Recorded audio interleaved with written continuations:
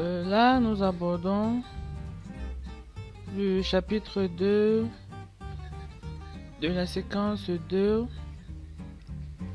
qui porte sur les méthodes de la psychologie du développement.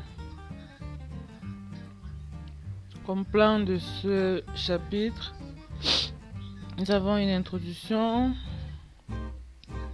En rang 1, nous parlons de l'observation. En rang 2, nous parlons de la méthode clinique, la méthode expérimentale et les démarches de la méthode expérimentale. En rang 3, nous parlons de la méthode longitudinale, diachronique et la méthode synchronique et transversale. Et enfin, nous avons une conclusion.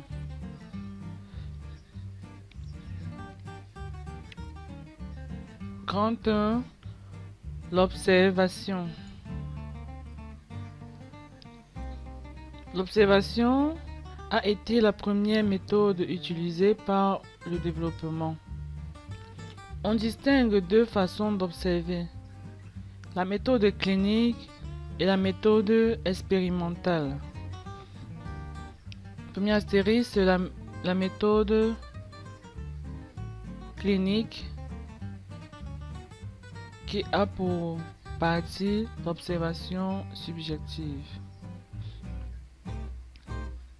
Ici, l'introspection directe, entre parenthèses, je réfléchis sur moi-même, seul, avec le psychanalyste ou la prêtre. Recherche de l'explication de la façon dont la situation est vécue.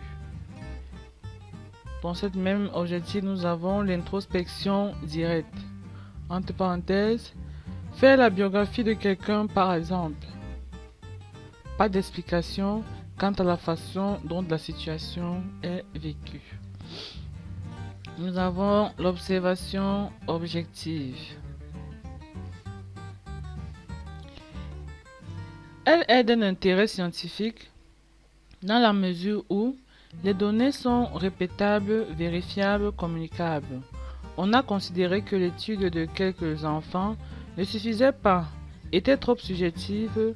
On a établi des études depuis l'âge d'échantillon, de manière à établir des lois du développement, des normes, des points de repère.